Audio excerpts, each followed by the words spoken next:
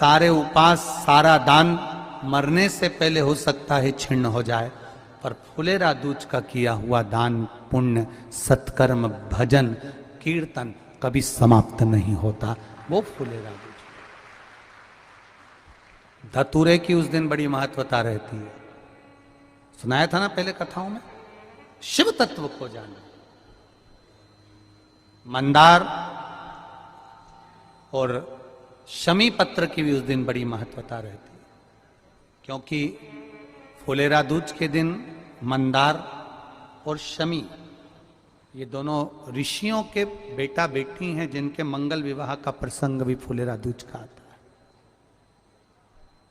मंदार और शमी का इसका प्रसंग कल की कथा में अगर भाव आया तो इसको स्मरण करेंगे। मंदार और शमी, शमी की पत्ती और मंदार का फूल, आंकड़े का जो पुष्प होता है, उसका स्मरण, बड़ा रोचक उसका स्मरण है। शमी की पत्री को चढ़ाने का एक नियम है, बड़ा सुंदर नियम, आपके जीवन में उतारने लायक। महाराज, जब सारा श्रृंगार मेरे देवाधिदेव महादेव का हो जाए, बहुत ध्यान से सुनना, ये प्रसंग आया नहीं पहले, आज अगर कुबेरेश्वर बाबा की पावन धरा पर यह प्रसंग निकला है तो उसको ध्यान से सुनिए, भाव से सुनिए।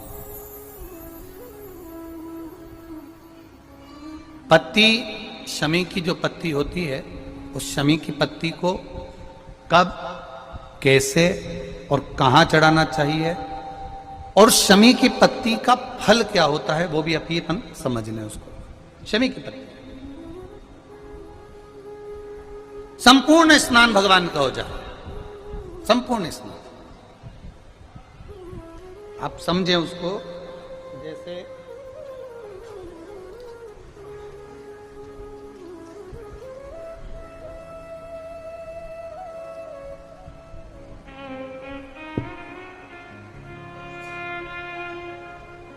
ये शिवलिंग है, जलाधारी,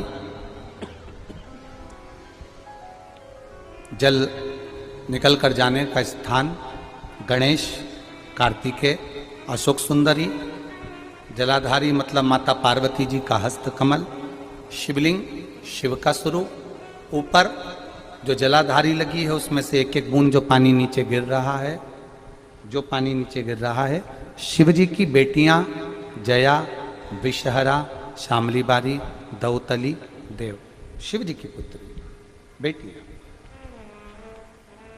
अब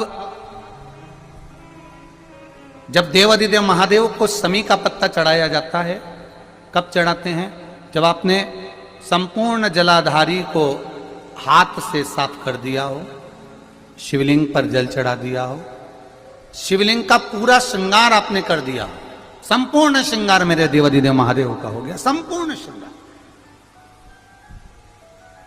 बाबा को चंदन का लेपन, अबीर, गुलाल, अक्षत, बेलपत्र, धतूरा, जो भी तुम्हें चढ़ाना है सब कुछ तुमने चढ़ा दिया,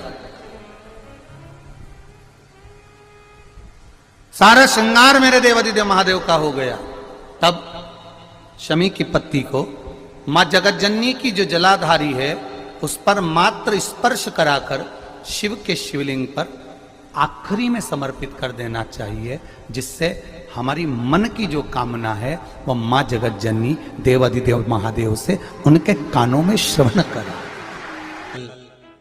फुलेरा दूजे भारत की भूमि पर आप जहां जहां बैठकर शिव महापुराण की कथा सुन रहे हो, शिव मंदिर में एक धतूरा हल्दी में भिगोकर शिव जी को चढ़ाकर उसको वापिस चाहो तो आप दुकान व्यापार के लिए लेकर जाओ, मना नहीं है, पर प्रयास करना। पहली बार धतूरा माता पार्वती जी जब अखंड तप करने शंकर भगवान का बैठी थी, और देवाधिदेव महादेव जब पहली बार प्रकट हुए थे माता पार्वती के सामने और पार्वती को समझाने के लिए आए थे कि तुम मुझसे विवाह मत करो, तब पार्वती जी ने विनय करी थी कि मैं आपसे विवाह करना चाहती हूँ।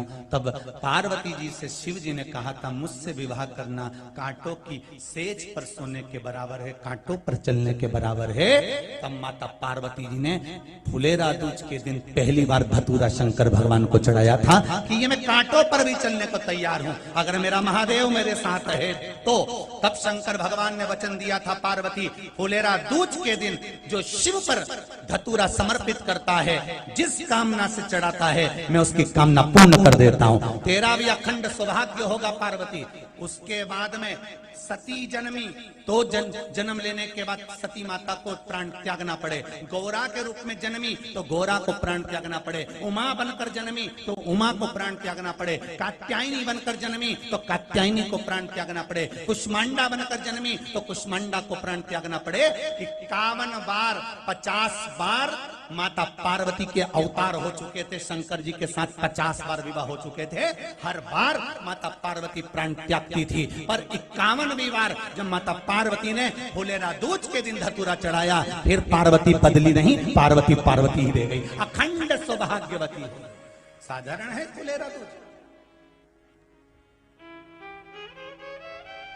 जिसको कोई मुहूर्त नहीं मिलता दुकान व्यापार व्यवसाय चलाने के लिए, जो कोई नया काम करने के लिए जिसको कोई मुहूर्त ना मिले, वो इसी मुहूर्त को अपना ले फुलेरा दूज का।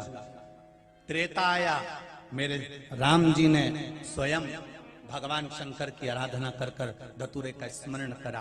कृष्ण अवतार भगवान का द्वापर में हुआ, तब माता राधा रानी जो बैकुंठ से आई थी, गौलोक धाम से आई थी, वो राधा रानी ने भगवान कृष्ण से कहा कान्हा कम से कम एक दिन तो ऐसा होना चाहिए जिस दिन राधा कृष्ण में समा जाए और कृष्ण राधा में समा जाए।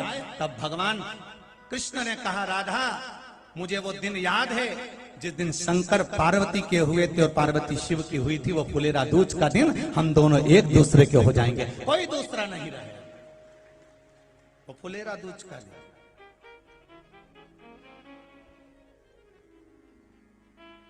सारे दिन तुमने जो दान करा, हर रोज तुमने दान करा, सारा पुण्य करा, वो छिन्न हो सकता है, पर फुलेरा दूज के दिन अगर हम कुछ दान करते हैं वो जिंदगी भर छिन्न नहीं होता, वो अटल अजर और अमर होता है। अंतिम समय तक प्राण त्यागने के बाद भी अगर कोई पिंड ना दे, तर्पण ना दे, तिलांजलि ना दे, फुलेरा दूज के दिन किया गया दान कभी छिन्न नहीं होता, कभी छिन्न नहीं होता।